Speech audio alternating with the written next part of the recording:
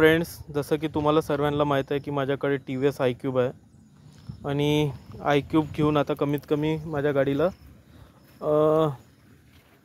डिसेंबर 7 महिने झाले. 7 महिने झाले आणि माझी गाडी आता चालली आहे 8,500. ठीक आहे.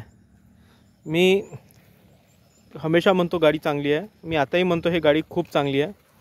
ह्या गाडीसारखं हे नाही आहे. पण ह्या गाडीसोबत जे आलेले टायर्स आहे ना, ते एकदम होपलेस आहे टी व्ही एस कंपनीचे. मी खरं सांगत आहे तुम्हाला. 8,000त टायर गेल्यासारखंच झालं. ठीक आहे. आणि मी आतापर्यंत हा व्हिडिओ याच्यासाठी नाही बनवत होतो आणि निग्लेक्ट करत होतो हे गोष्टी. तुम्हाला खरं सांगत आहे, आज माझी गाडी हासन सगळे बाबळीच्या काट्याने पंक्चर झाली आहे.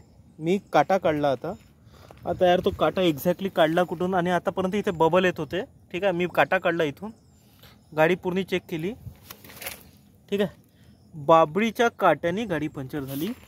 आता तुम्ही समजा की आपण हे आय क्यूब गाडी शेतकरी घेतो तर हे आहे, खरंच सांगतो मी आताही सांगतो, गाडी शेतीच्या आणि शेतकऱ्याच्या हक्काची खरंच गाडी आहे. टेबल सीट मी या गाडीवर जातो आणि डिझेलची कॅनसुद्धा ह्या गाडीवर आणतो आणि मला ह्या गाडीनं आणि हिच्या पॉवरनी आजपर्यंत डिसअपॉइंट केलं नाही. पण मी सांगतो हे टी व्ही एसचे टायर जे ह्या गाडीसोबत आले आहे एकदम होपलेस टायर आहे. खरंच सांगतो मी तुम्हाला, होपलेस म्हणजे होपलेस. आणि मी ह्या गाडीचं तुम्हाला आणखी समोर एक रिव्ह्यू देईल जे खरं आहे.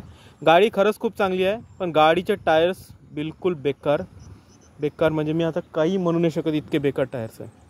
बाबळीच्या काट्याने आता तो पंक्चर होऊ शकते, तर आता मी काहीच नाही बोलू शकत. हे इथून शेतकऱ्यांनी बाबळी तोडल्या आहे.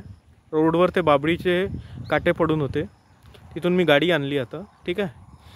तर आणि कालच हवा चेक केली. असे नाही मी हवा हमेशा मेंटेन करत राहतो ट्यूबलेस टायरमध्ये पावसाळ्याचं. कालच मी हवा चेक केली, कालपर्यंत काही पंक्चर नव्हता. आता मी इथं येऊन बघतो तर आरामाने हवा निघत होती. मग मी चक्का फिरून बघितला. ठीक आहे. चक्का फिरून बघितल्यावर काटा काढला. काटा तिथून काढल्यावर तिथून बबल निघणं सुरू झाले. तर तो पंक्चर होता बाबळीच्या काट्याचा. आता तुम्ही विचार करा टी व्ही एसची टायर्सची क्वालिटी का आहे. मला काही घेणं देणं नाही आहे. माझ्याकडे पहिली पण टी व्ही एस विक्टर होती, मग T V S Scooty Pep होती, त्याच्यानंतर अपाची होती. आता माझ्याकडे ज्युपिटर आहे. 8 वर्षापासून मी त्या गाडीपासून 100% सॅटिस्फाईड आहे. पण टी व्ही एसचे टायर होपलेस. बाबळीच्या काट्याने पंक्चर होऊन राहिला तो टायर. म्हणजे आता तुम्ही विचार करा किती नरम रबर असेल त्या गाडीच्या चक्क्यात. तर तुम्ही पण ॲग्री करता का टी व्ही एसचे जे आय क्यूबसोबत आलेले टायर खराब आहे? मला नक्की कमेंट करा आणि कोणाकोणाकडे आय क्यूब आहे हे सांगा. चला, माझा व्हिडिओ जर आवडला असेल तर प्लीज लाईक करा आणि माझ्या चॅनलला सबस्क्राईब करा. Okay, thank you.